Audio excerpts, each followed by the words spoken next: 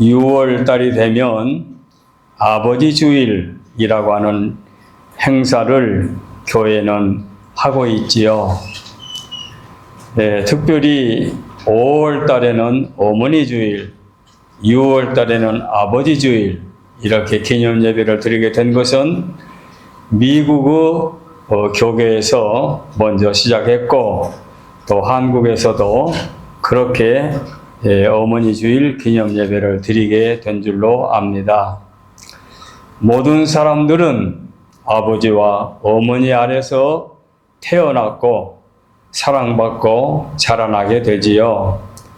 그래서 모든 사람들이 자신들을 길러주신 어머니의 사랑, 아버지의 공로를 기억하고 기념해서 교회가 1년에 한 번 기념 예배를 드리는 것은 매우 아름다운 행사다 이렇게 생각하게 되겠습니다. 그래서 오늘은 우리 유치원 부모님들과 함께 말씀을 상고하기 위해서 창세기 46장 28절로 34절 말씀을 가지고 말씀드릴 제목을 당신들의 아버지 콤마하고 나의 아버지 이렇게 주보에 올려놨습니다. 당신들의 아버지 나의 아버지, 즉 여러 자녀를 거느리는 아버지 한 분을 상고하기 위해서 이렇게 제목을 정했습니다. 자, 지금부터 4,000년 전에 실제로 있었던 한 나라, 한 가정의 이야기가 성경 창세기에 자세히 기록되어 있습니다. 거기 보면은 할아버지 아브라함, 아들 이삭, 손자 야곱 이런 식으로 기록되어 있거든요. 근데 오늘 우리는 손자인 야곱을 아버지로 중심해서 야곱의 여러 자녀들과 더불어 이룩해 나가는 가정 이야기를 중점으로 말씀드리려고 합니다. 그래서 처음에는 야곱의 가정을 먼저 소개합니다. 야곱의 가정을 소개하기 위해서 제가 주보 한 면에다가 간략하게 그 가정의 식구들의 이름을 올려놨습니다. 사면에 보게 되면 야고보, 가게보 이런 글이 나오지요. 거기 보면은 아버지 해놓고 야곱이라는 이름을 가지신 아버지가 나오지요. 그리고 부인 1, 부인 2, 그 다음에 부인 1의 2, 부인 2의 2 이렇게 나오거든요. 그것은 편의상 제가 그렇게 표시한 것뿐인데 아버지 야곱이 부인 4분을 거느리고 사셨다. 그런 가정이 되겠습니다. 지금 생각하면 이해가 안 되지만 그때 4,000년 전에 창세기 때에는 이 일이 그때에 이루어진 겁니다. 그래서 남편 야곱, 첫째 부인이 레아, 둘째 부인이 맨 밑에 라헬, 그리고 셋째 부인이 그 중간에 보면 1의 2라고 나오죠. 실바, 그 다음에 네 번째 부인이 빌하, 2의 2. 이렇게 4분의 부인이 있었지요. 그러니까 한 아버지가 4부인과 더불어 4어머니와 더불어 살게 되다 보니 자연히 거기에서도 자녀가 나오지 않겠습니까? 그래서 첫째 부인에게 맏아들 루벤, 두 번째가 시므온, 세 번째가 레이, 그 다음에 네 번째가 유다 이렇게 4아들을 낳았는데 자 숫자적으로 보니까 5번째, 6번째가 아래 빌하라고 하는 부인 밑에 나오지요. 자 빌하에게 5번째, 6번째 아이를 낳게 됐는데 그 말은 뭔가니 맨 밑에 라헬이라는 부인이 나오지요. 그 라헬이 언니 레아는 아들을 쑥쑥 4명이나 낳았는데 자기는 아이가 생기지 않았거든요. 그러니까 라헬이 너무 아이가 갖고 싶으니까 자기의 몸종 빌하를 남편에게 아내로 주면서 내가 아이를 못 가지니 내 몸종 빌하를 통해서 아이를 낳아주시오. 그래서 빌하가 본의 아니게 3번째 부인이 된 겁니다. 그러다 보니까 이제 빌라를 아내로 더불어 살다 보니까 그때에 5번째, 6번째 아이가 태어나게 된 거예요. 자, 6아이를 가졌습니다. 그러다 보니까 또 레아가 동생 라헬이 자기의 몸종까지 주어서 아이를 갖게 되니 자기도 또 가만히 있을 수 없잖아요. 그러니까 자기의 몸종이었던 실바를 남편에게 주면서 여보, 실바도 당신이 아내로 삼고 아이를 가져주시오 해서 실바가 또 본의 아니게 4번째 아이 부인으로 들어오게 되지요. 그래서 그 부인이 7번째, 8번째 아이를 낳게 됐지요. 자, 8아들을 가졌으니 엄청 많지요. 그리고 난 다음에 레아가 또 아이를 갖게 됐는데 9번째 이사갈, 10번째 스불론 이렇게 해서 10아이를 갖게 된 거예요. 자, 10형제를 갖게 됐는데 중간에 레아가 따라나 있습니다만 그거 생략하겠습니다. 그런데 맨 밑에 라헬이 그동안 다른 언니들과 다른 남편의 아내를 통해서 10명이나 낳았는데 그때에 비로소 아이를 잉태하게 된 거예요. 그 아이가 이름이 요셉, 11번째지요. 그래, 요셉이 11번째 태어나게 됐는데 그것으로 끝나지 않고 라헬이 하나 더 갖게 됐는데 베냐민을 막내로 갖게 됐지요. 그래서 베냐민이 맨 12의 막내로 태어나고 루벤이 마지로 태어났는데 베냐민과 루벤의 나이 차는 엄청 많지 않겠습니까? 아마 형제지간이지만 나이로 따지면 아버지 뻘 될 정도로 나이 차이가 많게 되겠지요. 이렇게 복잡한 가정이지만 실제로 이 가정들이 있었습니다.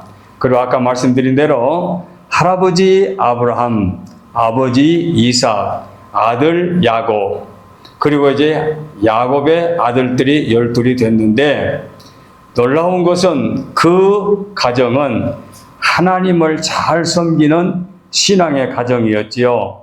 그래 하나님께서 제가 말씀드린 아브라함에게 언약한 게 있어요. 아브라함에게 뭘 약속했는 거니? 아브라함아, 너의 후손들을 축복해 줄 터인데 하늘의 별처럼 바닷가의 모래알처럼 수많은 후손들을 선물로 줄 것이고 그 아이들이 축복을 받게 될 것이다.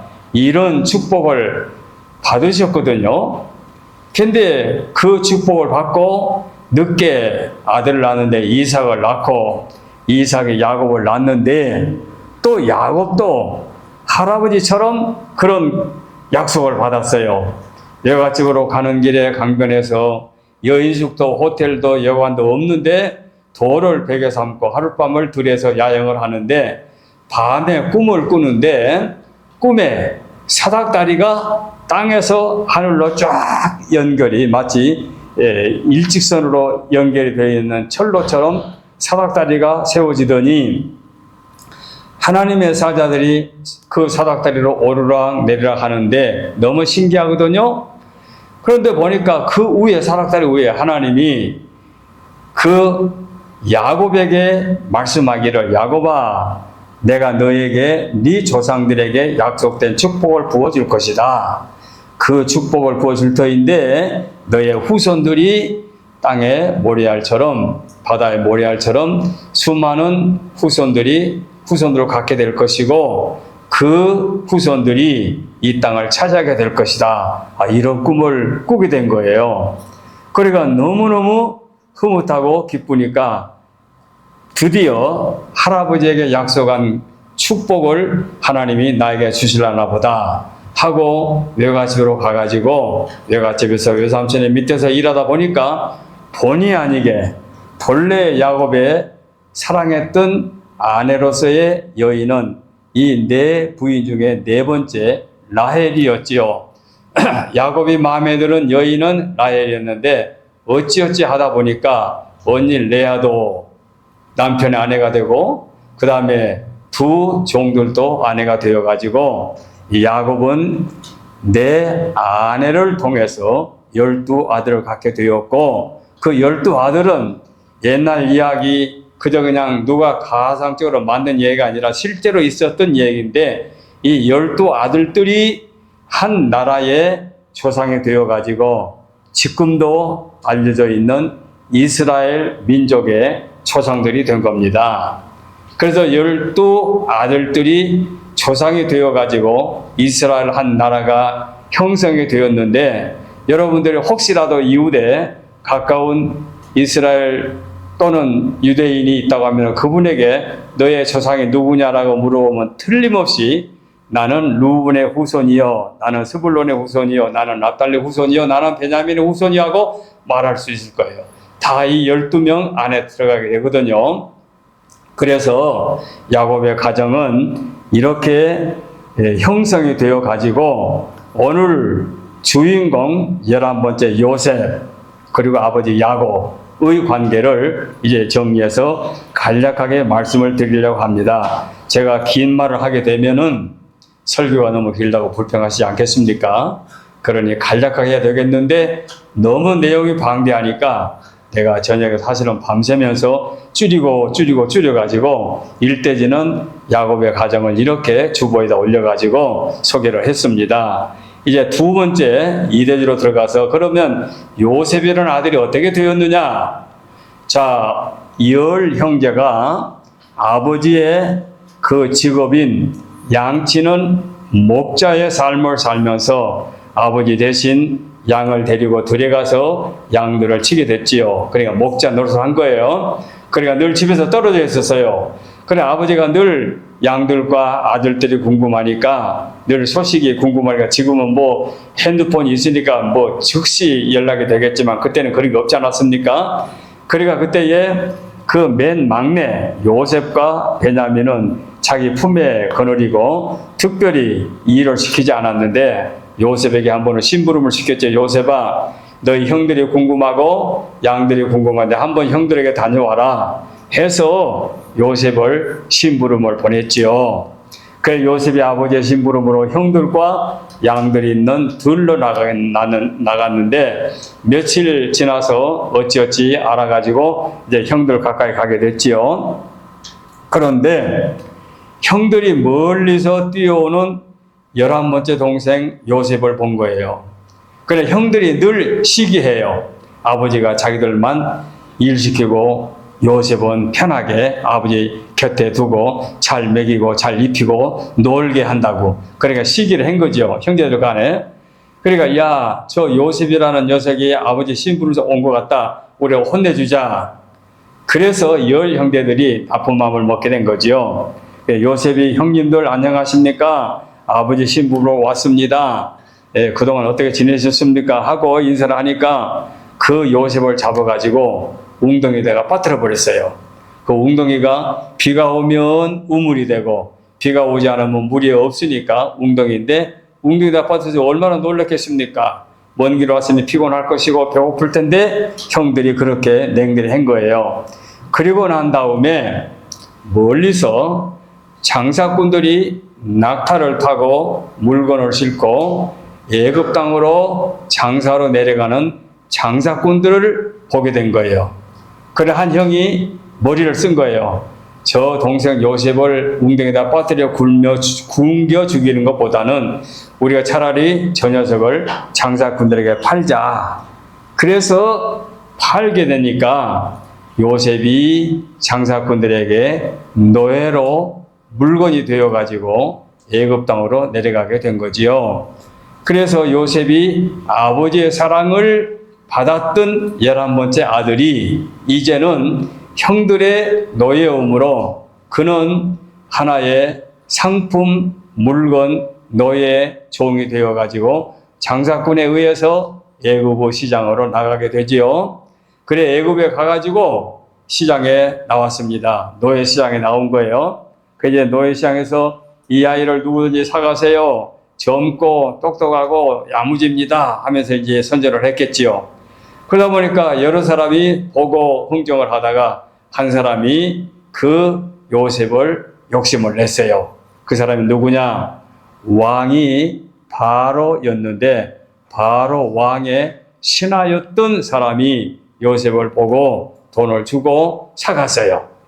자기 집에 데려갔는데 그 신하의 부인이 보니까 썩 마음에 들거든요. 그래서 곁에 두고 시무를 시켜보니까 너무너무 영특해요. 정직해요. 깨끗해요. 거짓말할 줄 몰라요. 장깨 부르질 않아요. 그리고 다른 종들과 달라요. 아주 삶이 자체가 달라요. 성실하고 정직하고 거짓되지 않고. 그러니까 부인이 너무너무 귀하게 생각하고 그를 곁에 주고 이제 심부름을 시키는데 일을 시킬 때마다 너무너무 잘해요. 그러니까 우리 한국말로 진국이라고 그러죠. 진국. 아주 남을 데 없다. 그래서 이제 잘 모시고 데리고 사는데 한 번은 부인이 남편 몰래 나쁜 일을 시켰어요. 그러니까 이 요셉이 부인의 말을 뭐든지 다 들어줬는데 남편이 기뻐하지 않는 나쁜 일을 요구한단 말입니다. 그러니까 고개를 살래살래 흔들면서 마님, 내가 마님의 종으로 뭐든지 다 따라 하겠지만 지금 시키는 일은 못하겠네요. 왜냐하면 주인이 아시면 큰일 아닙니까? 주인이 기뻐하는 일이 아니기 때문에 제가 그 일은 못하겠습니다. 그러니까 너는 종이고 내가 시키도록 하면 되지 왜 네 말대로 네 마음대로 고집을 부려? 그래서 부인이 싫어하거든요. 그래도 끝까지 말 안 들었어요.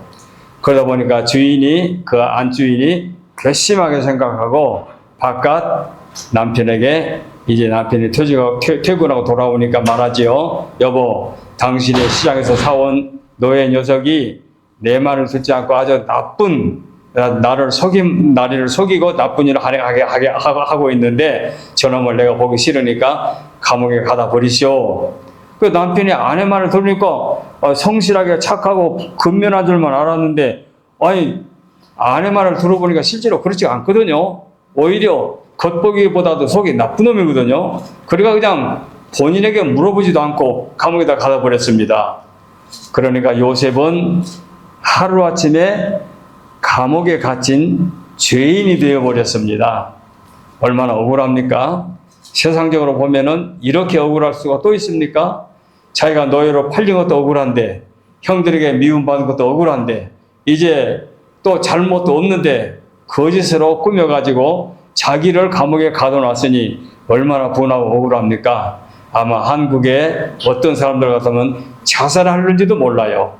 그러지만 이 청년은 아까 말씀드린 대로 신앙생활을 바로 하는 믿음의 청년이기 때문에 하나님의 뜻이 있을 거다 하고 참고 감옥에서 또 죄인처럼 살고 있어요. 그러나 원래 죄인이 아니기 때문에 거짓말도 할 줄 모르고 꾀도 부를 줄 모르고 다른 사람과 싸울 줄도 모르고 그냥 착한 거예요. 그러다 보니까 처음에는 다른 사람들 경계하고 괴롭혔지만 시간이 가면 갈수록 정직하니까 성실하니까 인정받게 된 거예요. 그리고 얼마쯤 지났는데 또 죄수가 두 사람이 들어왔습니다. 비슷한 젊은이가 들어왔는데 그 사람들은 누구니? 왕의 심부름하는 사람들. 한 사람은 술을 날라주는 심부름꾼, 한 사람은 떡을 날라주는 심부름꾼. 두 사람이 무슨 잘못을 했는지 자고 감옥에 들어오게 했죠. 그러니까 이 두 사람이 함께 이제 감옥에 들어왔는데 왕의 심부름으로 궁궐에서 일하는 사람이 감옥에서는 얼마나 힘들겠어요. 그래 굉장히 힘들어 하는데 요셉이 옆에서 그들을 많이 돌봐줬어요. 그리고 얼마큼 흘렀는데 하루아침에는 두 청년들이 근심하고 있었네요. 왜 그러냐? 무슨 근심이 있느냐 물어보니까 내가 지난밤에 꿈을 꿨는데 무서운 꿈을 꿨다. 이상한 꿈을 꿨다. 뭐요? 꿈 이야기를 해보시오. 그래 꿈 이야기를 들어봤어요. 두 아이의 그 두 청년의 꿈 이야기를 들어보니까 그 꿈의 내용이 요셉이가 하나님이 주신 지혜로 해몽해 줄 수 있는 꿈이에요. 그래서 두 사람에게 내가 정직하게 바로 꿈 해몽을 해주겠다 하고 말합니다. 술 맡았던 사람에게는 말합니다. 당신은 앞으로 3일 후에 감옥에서 나아가서 다시 당신의 직업을 복직하여 술 맡은 일을 계속하게 될 겁니다. 그러니 기대해도 좋습니다. 그 다음에 또 한 사람도 그래? 그러면 나도 좀 내 꿈을 좀 들어보고 해몽해 달라. 그런데 이제 그 떡 맡은 사람의 꿈 이야기를 들어보니까 요셉이가 들어보니까 아니거든요. 그래서 안 됐습니다만 내가 정직하게 말하겠습니다. 당신은 3일 후에 가면서 나아가서 죽게 될 겁니다. 사형을 당할 겁니다. 그 말대로 3일 후에 됐네요. 한 사람은 복직하고 한 사람은 죽게 되고, 그래 한 사람은 죄가 진짜 죽을 죄를 지었고 한 사람은 억울하게 들어왔나 보죠. 자, 이렇게 해서 요셉은 감옥살이 하는데 한 2년쯤 흘렀습니다. 2년쯤 흘렀는데 왕이 한 번은 꿈을 꿨어요. 그리고 꿈을 꾸고 나서 너무너무 희한하니까 그 꿈을 해몽을 해야 되겠는데 알 길이 없네요. 그러니까 전국에서 꿈 해몽한 사람, 박사들, 술객들을 데려다가 물어봐도 꿈 해몽을 못 해줘요. 그러다가 또 한 번 꿈을 꿨는데 또 비슷한 꿈을 꿨어요. 그런데 그 내용이 비슷한 것 같은데 알 수가 없어요. 그래서 근심하고 있는데 2년 전에 감옥에 들어갔다 나왔던 술 맡은 신하가 2년 전에 자기의 꿈 해몽해 주었던 요셉, 자기 친구의 꿈 해몽해 주었던 그 요셉이 생각이 나가지고 이야기를 하니까, 그래 그런 청년이 있었어? 그래 데려와 봐. 그래서 요셉이가 감옥에 나와서 몸을 씻고 죄수의 의복을 벗고 왕 앞에 나아갈 수 있는 옷을 입고 왕 앞에 나아갔어요. 왕이 묻습니다. 이름이 뭔고? 요셉입니다. 어디서 왔는고? 저는 이스라엘이라는 땅에서 왔습니다. 그래, 청년이 꿈 해몽을 잘 한다며 하니까 아니올시다. 저는 꿈 해몽을 할 줄 모릅니다. 그래, 그러면 왜 나왔노? 저는 꿈 해몽을 할 줄 모르지만 제가 믿는 우리 하나님이 나에게 지혜를 주시면 꿈 해몽을 할 수 있습니다. 그러니까 왕이 약간 실망한 것 같더니, 그래 뭐 네가 꿈 해몽 해준 네가 믿는 신이 꿈 해몽 해주든 난 상관이 없다. 그러면 내 꿈 이야기를 들어보라 하고는 꿈 이야기를 들어보니까 하나님이 즉시 요셉에게 지혜를 주신 거예요. 그래서 그 꿈 해몽을 해줬습니다. 왕이여, 그 꿈은 하나님께서 나에게 지혜를 주시네요. 자, 두 꿈이 다 내용이 같은 꿈입니다. 뭐냐?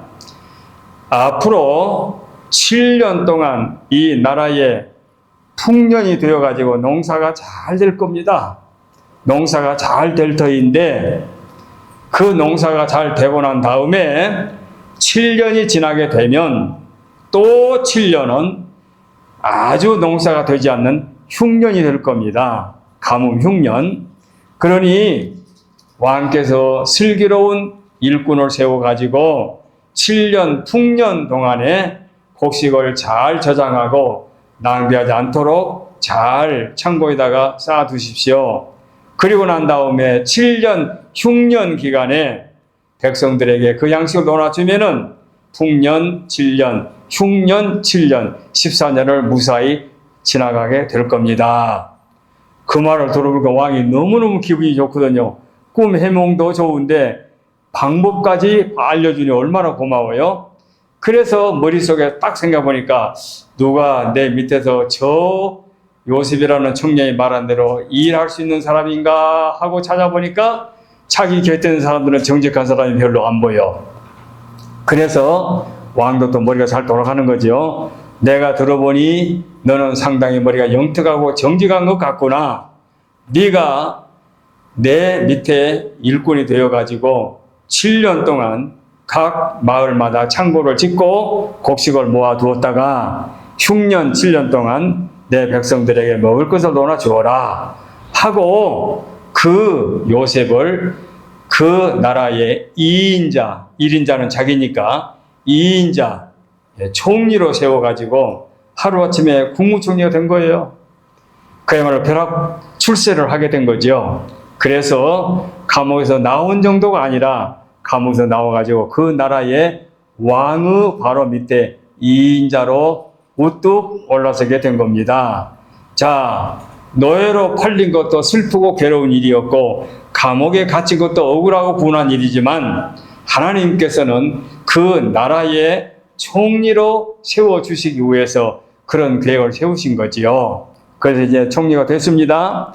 그리고 이제 왕의 명을 따라서 금 수레를 타고 각 거울로 다니면서 열심히 창고를 짓고 곡식을 모아가지고 7년 동안에 알뜰하게 허비하지 않고 곡식을 쌓아 두었습니다. 7년 지났네요. 이제 7년이 딱 지나고 나니까 그 꿈대로 이제 8년째 붙어서 또 7년 동안은 흉년이 어마어마하게 그야말로 그 나라에 임하게 된 거지요. 그 나라뿐만 아니라 이웃 나라까지 그런 흉년이 이어지게 된 거지요. 그래서 이제 백성들이 그때부터는 농사할 수 없으니까 이제 그동안 곳간에 쌓아둔 곡식을 이제 배급을 받아서 먹고 살게 되는데 한 2년쯤 지났는데 이웃 나라, 요셉의 본래 나라, 요셉의 태어난 나라, 요셉의 가정이 머무는 그 팔레스타인하고는 이스라엘 땅에서 10 형들이 소문을 들은 거예요. 우리는 먹을 것이 없는데 가정 식구가 70명이나 되지 않느냐. 근데 애굽에는 먹을 것이 많대더라. 그러니 애굽에 가서 양식을 사오자. 그러니 그 집뿐만 아니라 다른 사람들도 애굽에 물건을 사러 갔을 거예요. 그래서 10명이 마차를 타고 양식을 구하러 애굽에 갔습니다. 애굽에 가서 양식을 구하러 왔다라고 하니까 그 이야기가 누구에까지 들어갑니까? 총리인 요셉의 귀가 들어간 거예요. 10사람이 와가지고 자기들은 형제라고 하면서 곡식을 돈 주고 사겠다고 하는데 그런 형제가 10명이라고 합니다. 그러니까 요셉이 머릿속에 딱 생각이 난 거죠. 옳거니 우리의 형들이 왔구나. 그러나 그는 모른 척하고 예복을 입고 이제 나타났습니다. 너희들이 진짜 형제냐? 예, 우리는 형제입니다. 믿을 수 없는데 우리나라의 스파이가 아니야? 하고 이제 묻습니다. 아니올시다. 우리는 본래 12형제인데 한 형제는 없어졌고 한 동생은 막내는 집에 있고 10 형들이 왔습니다. 그러니까 맞거든요. 거짓말 아니거든요. 그러니까 그 형들에게 그러면 너희들이 스파이가 아니고 형제라고 하니까 내가 그것을 시험해보고 싶구나. 10 형제 중에 한 사람만 남고 9명이 곡식을 싣고 너희 집에 가서 곡식으로 양식을 삼아라. 그리고 곡식이 떨어지면 막내를 데리고 와봐. 그럼 내가 인정할게. 그렇게 조건을 내걸었어요. 그러니 한 나라의 총리가 그렇게 말하는데 어떻게 누가 거역합니까? 그래, 할 수 없이 한 형이 갇혀있다고 하지만 대접을 잘 받았어요. 편안하게 아버지 곁으로 가지 못한 것 뿐이지 그 나라에서 대접을 잘 받고 있었는데 9 형제가 갔습니다. 아버지에게 그대로 보고를 하니까 아버지가 너무 마음이 상심해가지고 한 아들을 잃었는데 또 하나 아들을 잃었구나. 이제 나는 아들 2을 잃었네. 그런데 막내를 데리고 가라고? 난 그렇게 할 수 없어. 하고는 막내 데려가는데 절대 허락을 안 했거든요. 그런데 그렇게 얼마큼 지나고 곡식이 다 떨어지니까 할 수 없이 형들은 눈치만 보고 있는데 아버지가 얘들아 할 수 없다. 우리가 굶어 죽을 수는 없지 않느냐. 그러니 할 수 없이 막내를 데리고 가라. 그 대신 11번째 요셉처럼 막내도 없어지면 안 된다. 그러니 막내를 잘 데리고 갔다가 오너라 해가지고 이제 들려서 같이 간 거예요. 그러니까 요셉이 보니까 진짜 동생이 온 거예요. 자기 친동생이 온 거예요. 자기의 엄마가 아이를 낳으면서 돌아가셨는데 그 아이가 막내가 태어나가지고 아빠 밑에서 자라가지고 자기하고 떨어졌는데 이렇게 온 거예요. 그래가지고 동생을 보니까 너무너무 눈물이 나서 처음에는 홀로 방에 가서 울고 또 눈물 닦고 와서 또 총리로서 엄한 말을 했는데 그런데 이제 그렇게 시간이 가다 보니까 너무 마음이 아프지 않습니까? 그래서 이제 오늘 본문이 그거예요. 오늘 요셉이 시종하는 자들 앞에서 그 정을 억제하지 못하여 소리질러 모든 사람들을 자기에서 물러가라 하고 그 형들에게 자기를 알리니 그때 그와 함께한 다른 사람들이 없었다. 그리고 이제 오늘 본문에 그 이야기가 뭐냐? 총리가 자기의 형들 앞에서 이제 이야기를 자기를 알린 거예요. 그래서 그 밑에 보니까 요셉이 큰 소리로 운이 애굽 사람에게 들림에 바로의 궁중에까지 들리더라. 얼마나 형들을 만나니까 마음이 찢어지겠습니까? 동생들 막내까지 보니까. 그래서 요셉이 그 형들에게 이르되 나는 요셉이라 밝힌 거예요. 나는 요셉이라. 나는 요셉이라 내 아버지께서 아직 살아 계시니까 형들이 그 앞에서 놀라여 대답하지 못했다. 그러니까 요셉이 형들에게 이르되 내게로 가까이 오소서. 그들이 가까이 가니 이르되 나는 당신들의 아우 요셉입니다. 당신들이 애굽에 판 자라. 나를 당신들이 애굽에 팔지 않았습니까? 그 말이죠. 당신들이 나를 이곳에 팔았다고 해서 근심하지 마소서. 한탄하지 마소서. 하나님이 생명을 구원하시려고 나를 당신들보다 먼저 보내셨나이다. 이 무슨 말입니까? 자, 형님들, 나는 이 나라의 총리인데 아직 제가 형님들의 동생 11번째 요셉인 것을 못 알아보시네요. 저는 형들이 팔아먹은 동생 요셉입니다. 이렇게 말하니 얼마나 놀라겠습니까? 제가 팔아먹은 형들이 얼마나 죄스럽겠습니까? 그러니까 형님들 놀라지 마세요. 하나님이 이 흉년에 우리 가족을 먹여 살리려고 나를 먼저 보냈습니다. 자기를 형들이 팔아먹었는데 그 부분을 하나님이 나를, 우리 가족들을 살리려고 먼저 보냈습니다. 이게 기독교 신앙이 아니고는 절단코 이런 말이 나올 수 없어요. 그렇게 말하면서 자, 그 형들과 12명이 함께 앉아서 만찬을 먹습니다. 자, 만찬을 먹는데 첫째 형, 둘째 형, 넷째 형, 다섯째 형, 일곱째, 아홉째, 열째 자리를 요셉이가 다 배석해 줍니다. 그 다음에 11번째 자리를 남겨놓고 12번째 자리에다가 이 막내를 앉힌 거예요. 그래서 제가 11번째 앉아가지고 이 이야기를 하면서 눈물을 흘리면서 말합니다. 그래서 아버지가 지금까지 살아 계십니까? 바로 그 부분을 제가 오늘 주보에 당신들의 아버지, 나의 아버지 이렇게 붙인 거예요. 뭐 여러 형제의 똑같은 아버지인데 그렇게 긴 단어로 표현할 필요가 뭐가 있느냐? 그렇죠. 그렇지만 저는 형님들이 나를 팔아먹고 아버지와 더불어 살았는데 나는 이렇게 노예로 팔려가지고 감옥에까지 갔는데 이렇게 하나님이 감옥에서 끌어올려가지고 이 나라의 총리로 세워주셨습니다. 그래서 바로 왕을 아버지처럼 모시고 살아왔는데 형님들이 지금 내 앞에 나타났는데 지금까지 아버지가 살아 계십니까? 그래서 당신들의 아버지, 바로 그분은 나의 아버지신데 지금 아버지가 평안하십니까? 하고 묻는 거예요.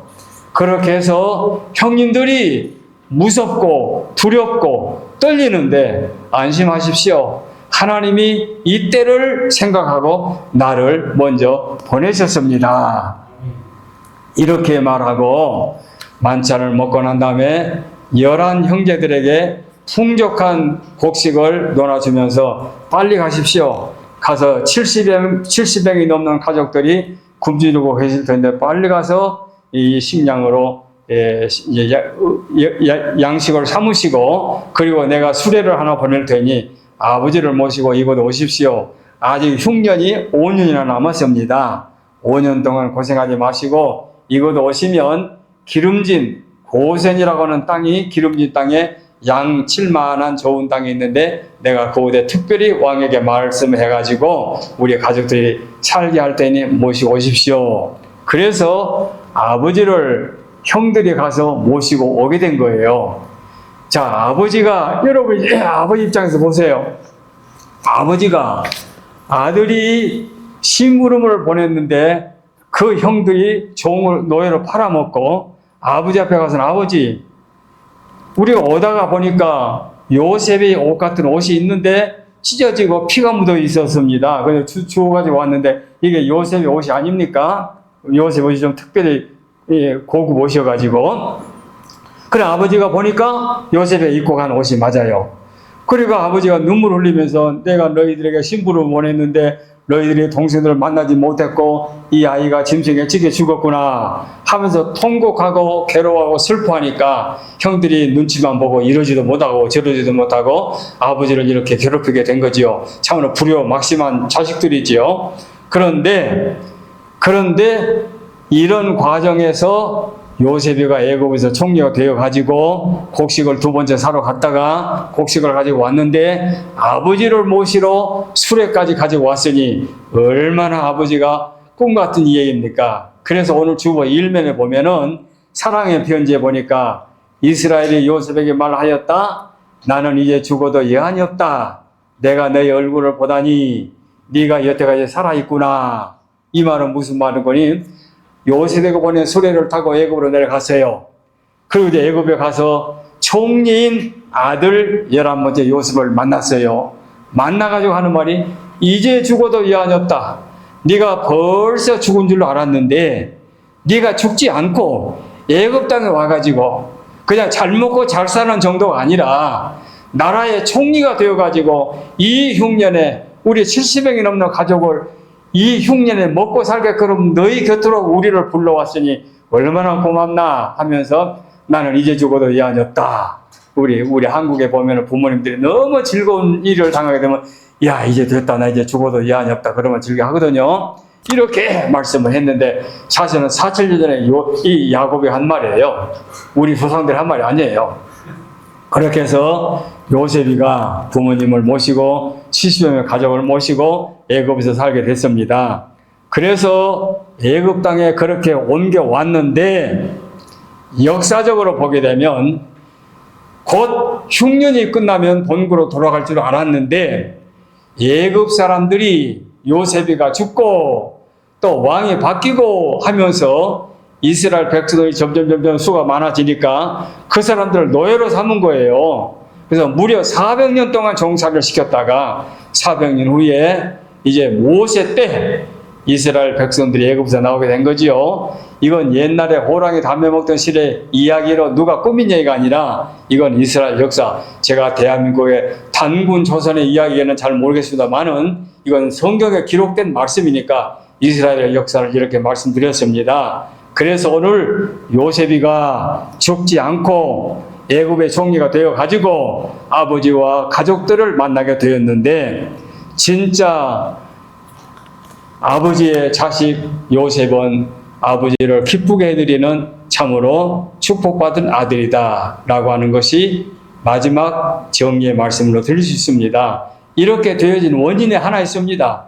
조상적부터서 철두철미하게 어디를 가든지 제일 먼저 하나님 앞에 예배드리고 그리고 하나님 중심으로 믿음으로 살았거든요. 그 믿음으로 산 것이 바로 이 요셉의 축복으로 이어지게 된 겁니다. 오늘 우리 유치원에서 유치원 선생님들이 어린 아이들에게 신앙으로 교육을 시키는 특별한 이유가 있어요. 신앙이라고 하는 것은 부모님들이 주는 선물이 아니고 부모님들이 주는 축복이 아니고 신앙으로 말미암아 축복의 근원인 하나님께 복을 받을 수 있거든요. 부모님들은 도와줄 수 있어요. 부모님들은 먹여주고 입혀주고 함께 살아가면서 아이들을 기를 수는 있어요. 그러나 그 아이들의 축복은 부모님들은 못 줘. 왜? 부모님들에게는 축복이라는 게 없거든. 축복은 신에게만 있거든. 전능자에게만 있거든. 하나님께만 있거든. 그러니 그 축복을 받으려면 하나님이 주셔야 돼. 그래서 여러분들이 자녀들을 돌볼 때 축복은 누가 주느냐? 내가 주는 거 아니에요. 내가 내 자녀에게 축복 못 줘요. 자녀는 도와줄 수는 있어요. 부모니까, 경험자니까, 재정적으로 힘이 있으니까, 나이가 많으니까 도와줄 수는 있고 가르칠 수는 있는데 축복은 하나님께로부터 받아야 됩니다. 그래서 여러분들이 예를 들어서 한번 봅시다. 여러분의 자녀들이 저 유럽으로 유학을 갔다고 칩시다. 그러면 미국에서 여러분들이 자녀들에게 학비도 대주고, 물론 뭐 유럽은 학자금이 장학금이 많답니다만은 생활비도 대주고 용돈도 대주고 이제 후원해 줍니다. 도와는 줘요. 근데 그 아이와 멀리 떨어져 있기 때문에 그 아이에게 축복은 누가 주느냐? 요셉이 감옥에까지 들어갔지만 감옥에서 총리가 될 수 있도록 역사하신 것은 아버지의 힘이나 가족의 힘이나 어느 다른 사람의 힘이 아니라 하나님의 힘으로 총리가 된 거지요. 그러니 여러분 자녀들을 진정으로 복받는 후손들이 되게 하려면 믿음으로 심어놓으면 됩니다. 믿음이 그만큼 가치가 있습니다. 이 가치를 여러분들이 귀하게 여기시고 여러분 우리 유치원에서 기독교 교육을 시키는 것은 천만다행입니다. 이 복잡한 죄악 세상에 죄악이 범람한 세상에서 이 아이들에게 믿음으로 아이들을 교육시킨다는 것은 엄청난 축복입니다. 어쩌다가 오다 보니까 여기까지 왔다 이게 아니고 이건 특별한 선택입니다. 그래서 요셉이가 받은 축복을 우리의 자녀들이 받을 수 있도록 앞으로 믿음으로 잘 길러서 부모님들과 우리 유치원 교사님들이 함께 힘을 합하여 믿음을 심어가지고 믿음의 자녀들을 만들어 놓으시면 그 자녀들은 틀림없이 제가 나이가 많으니까 여러분보다 먼저 세상 들어가지 않습니까? 내가 세상을 떠난 다음이라도 그때 그 교회에서 그 늙은 목사가 하는 말이 진짜 맞았네. 우리 후손들이 진짜 하나님 앞에 믿음으로 살았더니 복을 받네 하는 말씀을 할 거예요. 내가 이제 얼마 남지 않았는데 쓸데없는 말 하겠습니까? 내가 뭐 술 먹고 내가 뭐 술주정 부리는 것도 아니고 내가 뭐 감정에 치우쳐가지고 쓸데없는 말 한 것이 아니라 저는 이제 죽음을 앞에 둔 노 목사로서 제가 목숨을 다하여 진심을 말하는데 이 신앙으로 아이를 길러놓으면은 그 아이들은 틀림없이 하늘로부터 축복을 받는다는 이 사실을 기억하시고 오늘 요셉이 기적 같은 형들이 팔아먹었습니다. 끝나버렸습니다. 본래는 죽이려고 그랬는데 그래도 죽이는 것보다는 없애버리는 게 낫겠다. 네, 그 중에서 착한 형이 그런 마음을 먹고 야 우리 저 죽이지 말고 그냥 팔아버리자. 이런 제의가 들어와가지고 팔아먹은 거예요. 그래서 돈 20전이가 받고 판 거예요. 그런데 이 아이는 하나님의 능력의 팔로 팔렸지만 종이 되었지만 그리고 감옥에까지 갇혔지만 억울하게 갇혔는데 나라의 총리가 된 거지요. 이 총리가 된 것은 하나님의 축복입니다. 이 축복은 우리의 소관이 아닙니다. 나도 내 자녀에게 축복 못 줘요. 왜? 나는 축복이라는 게 없기 때문에. 축복은 하나님께서만 줄 수 있어요. 우리 모든 사람들에게. 그래서 대한민국에도 보게 되면은 권력 가지고 목숨까지 내놓대다마는 쓸데없는 짓이에요. 세상에 있는 것은 다 부질없는 거예요. 그래서 정권 아무것도 아니에요. 그것 바라보고 사는 것 참으로 물거품 같은 안개와 같은 거예요. 진정한 축복은 뿌리 깊이 아브람, 이삭, 야곱 12아들 이렇게 대를 이어 믿음으로 약속된 믿음을 갖게 되면 축복이라는 걸 기억하시고 우리의 사랑하는 부모님들 이 귀한 말씀 간직하고 아이들을 믿음으로 잘 길러서 우리 후손들이 복된 후손 되게 되고 또 먼 훗날 아까 말씀대로 저 같은 사람은 이제 나이가 많으니까 세상을 떠난 다음에 우리 아이들이 성인이 된 다음에 그때게 그 수가 작게 모이지만 그곳에서 우리 아이들이 믿음으로 자라났더니 우리가 믿음으로 자란 아이들을 보니까 진짜 하나님이 축복해 주셔서 하는 말을 들을 수 있는 놀라운 역사가 나타날 줄을 믿고 이 말씀을 간직해 주시기 바랍니다. 기도하겠습니다.